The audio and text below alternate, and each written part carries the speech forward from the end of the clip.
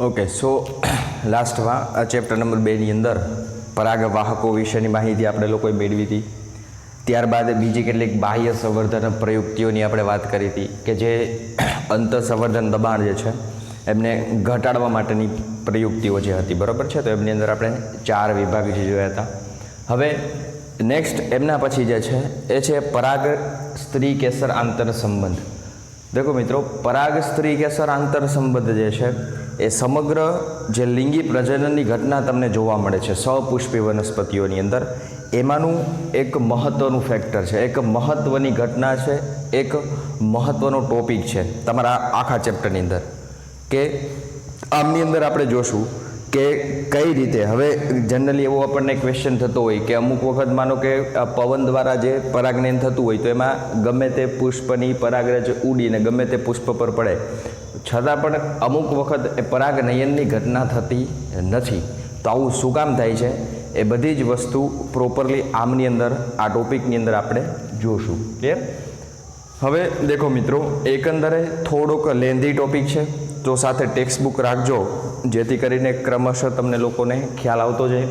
अने आपणे एक साथे टॉपिक नहीं चलावीए परंतु अहींया मैं 3 विभाग करी नाख्या छे, बराबर। आखा टॉपिकना मैं अहींया 3 पार्ट करी नाख्या छे एटले आखो जे टॉपिक जे छे ए 2 के 3 पार्टनी अंदर हूँ कवर करी लईश। तो शरूआत करिए परागरज स्त्री केसर आंतर संबंध। देखो मित्रों, पराग स्त्री केसर आंतर संबंधनो मतलब शुं थाय? आंतर संबंध एटले शुं के एकबीजा साथे कई रीते चाले छे, बराबर छे। कहेवानो मतलब एवो थाय के अहींया जे परागरज हशे ए परागरज ए परागनयननी अंदर दर वखते परागासन उपर जशे अने ए संगत हशे एवुं जरूरी नथी। अमुक वखत प्राणी परागनयननी अंदर तमे जुओ तो अमुक जे बीटल्स छे, मधमाखी जे छे, अमुक पुष्प पर बैठा होय तो त्यांथी परागरज एने चोटे अने ए जातिने नहीं पण कोई अन्य जाति पर जईने बेठे त्यां कदाच परागरज खरी जाय, ई छतां पण क्यारेय परागनयन थतुं नथी। तो एमने आपणे कहीए अथवा तो ए प्रकारने आपणे कहीए आमनी अंदर आवतुं परागरज स्त्री केसर आंतर संबंधनी अंदर आवतुं संगत अथवा असंगत परागरज, जेमनी आपणे आमां माहिती मेळवशुं। तो शुरुआत करिए कि परागरज स्त्री केसर आंतर संबंध कोने कहीशुं। तो बेसिकली एनी डेफिनेशन कंईक एवी छे कि परागासन पर परागरजना, याद राखजो, परागासन पर परागरजना स्थापनथी लई अने परागनलिकाना अंडकमां प्रवेश थवा सुधीनी जे घटनाओ छे। एक वखत परागासन उपर परागरज आवे छे त्यांथी ए परागरजमांथी परागनलिकानुं परागवाहिनीनी अंदर परागनलिकानुं जे निर्माण थशे अने ए बीजाशयनी अंदर आवेला अंडक सुधी पहोंचशे। तो अंडक सुधी पहोंचवानी जे घटना छे परागनलिकानी ए समग्र घटनाक्रमने आपणे कहीए पराग स्त्री केसर आंतर संबंध। हवे देखो मित्रों, जनरली एवुं बनतुं होय के परागनयन जे छे हमेशा योग्य परागरजना वहननी अथवा तो स्थापननी खातरी अहींया आपतुं नथी। मैं तमने हमणां ज थोड़ाक समय पहेला कीधुं के अमुक वखत पवन द्वारा परागनयन थतुं होय, प्राणी द्वारा पण थतुं होय।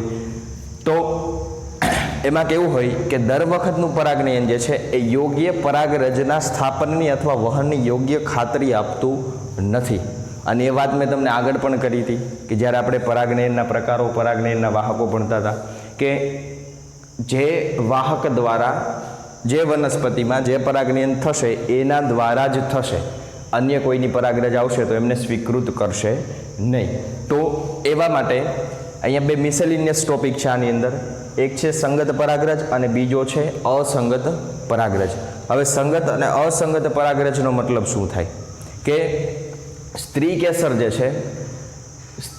जे छे एमनी अंदर आवेलुं परागासन जे छे ए स्त्री केसर पासे एवी चोक्कस क्षमता छे कि जे पोतानी जातिनी परागरजने ओळखी शके अने जेथी परागनयननी घटना आगळ वधी शके, परागनलिकानो विकास थई शके अने अंडक सुधी परागनलिका पहोंची शके अने फलननी प्रक्रिया करी शके। तो परागासन अथवा तो स्त्री केसर पासे आवी एक चोक्कस प्रकारनी क्षमता छे, बराबर, के जेना द्वारा ए आ संगत परागरज के असंगत परागरजने ओळखी शके। एक्जाम्पल फॉर अहींया तमे जुओ के ज्यारे कोईपण जाति, आ एक्जाम्पल फॉर ए छे, एक्जाम्पल फॉर जाति ए छे, એમની અંદર જો જાતિ એની જ પરાગરજ આવશે, જાતિ એની જ પરાગરજ આવશે તો એ પરાગનલિકાનો વિકાસ કરી અને અંડક સુધી પહોંચી શકશે. જ્યારે જાતિ બીની પરાગરજ આવશે તો એ અહીંયા પરાગનલિકાનો આગળનો વિકાસ જ થશે નહીં.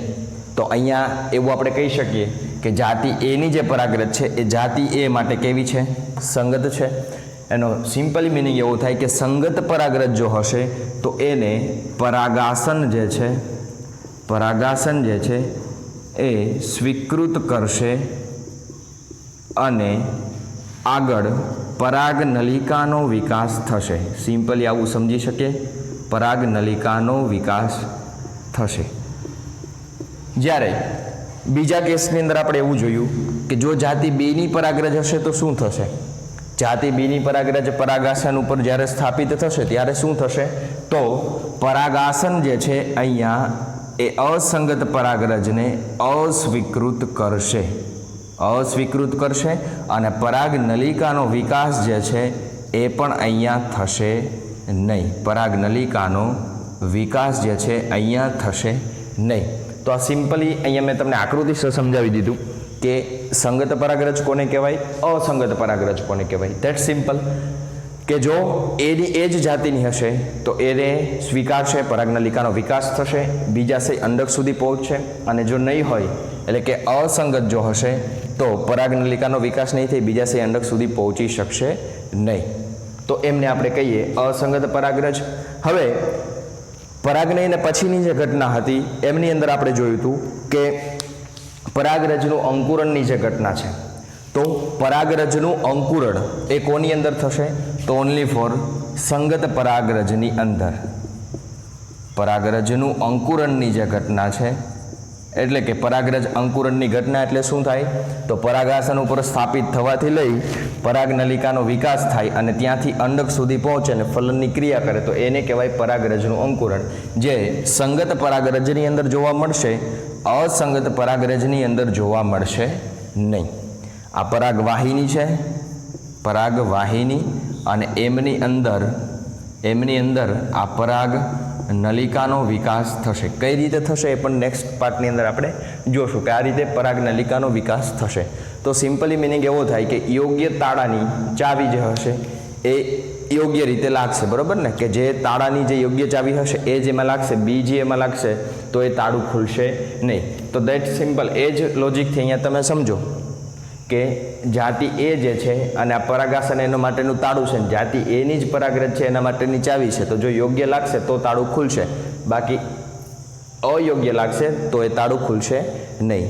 આવો એનો મતલબ થાય. તો સંગત અને અસંગત પરાગરજનો કન્સેપ્ટ કંઈક આવો છે. સંગત પરાગરજ હશે તો જ પરાગરજનું અંકુરણ થશે, બાકી થશે નહીં. That simple. હવે આના માટે સ્ત્રી કેસર પાસે કેટલીક ક્ષમતાઓ છે કે કઈ પરાગરજને પોતાની અંદર ગ્રહણ કરવી, એટલે કે પોતાની જાતિની પરાગરજને કઈ રીતે ગ્રહણ કરવી, ઓળખી કઈ રીતે શકે, એવી ખાસ પ્રકારની કોઈ ક્ષમતા હોવી જોઈએ ને. કેમ કે પવન દ્વારા થતું, પાણી દ્વારા થતું, પ્રાણીઓ દ્વારા થતું, તો એમાં તો કેટલા અલગ અલગ જાતિઓની જે પરાગરજ છે એમની અંદર આવતી હોય. તો હવે આવી સ્ત્રી કેસર પાસે જો વિશિષ્ટ ક્ષમતા નહીં હોય તો એ ઓળખી નહીં શકે કે આ મારી જાતિની પરાગરજ છે. તો એમના માટે એમની સ્ત્રી કેસરની અંદરની કેટલીક આવી ક્ષમતાઓ છે કે જે કોના દ્વારા ઓળખી શકે? તો એક તો છે પરાગાસનના ઉત્સેચકો. આ પરાગાસન જે તમે જુઓ છો એમની અંદર આવેલા કેટલાક ઉત્સેચકો કે જે સંગત પરાગરજને ઓળખશે અને પરાગરજનું અંકુરણ થવામાં આગળ મદદરૂપ થશે. અને બીજી વસ્તુ છે પરાગરજમાંથી મુક્ત થતા કેટલાક રસાયણો અને કેટલાક જલ વિઘટિત જે દ્રવ્યો છે, બરાબર? એ અહીંયા જે જાતિ એની પરાગરજ આવશે તો કેટલાક પ્રકારના એવા રસાયણો મુક્ત કરશે. અને પરાગાસન તો પાસે ઓલરેડી એ ઉત્સેચકો છે, જેથી કરીને જો બંને મેચ થશે તો જ પરાગનલિકાનો વિકાસ થશે અને પરાગરજનું અંકુરણ થશે. બાકી જાતિ બીની જો આવશે તો એ થશે નહીં. તો દેટ સિમ્પલ મિનિંગ કે પરાગરજ સ્ત્રી કેસર આંતર સંબંધ શું સમજાવવા માગે છે કે પરાગાસન ઉપર જે બી વખતે કોઈ બી પરાગરજ આવશે ત્યારે ત્યાંથી લઈ અને એનું અંડક સુધી પહોંચવું, પરાગનલિકાનો વિકાસ થઈને અંડક સુધી પહોંચવું અને ફલનની ક્રિયા કરવી, એને આપણે કહીએ પરાગરજ સ્ત્રી કેસર આંતર સંબંધ. ઓકે, તો આ પહેલો પાર્ટ છે, ખૂબ જ શોર્ટ છે અને મે બી જે ટોપિક બહુ લેન્ધી છે પણ મેં અહીંયા પાર્ટ વાઇઝ કરી નાખ્યું છે. ઓકે, તો અહીંયા અહીં બેઝિક જે ડેફિનેશન હતી સંગત અને અસંગત પરાગરજ કોને કહેવાય એ અહીંયા પૂરી થાય છે. Okay, thank you very much.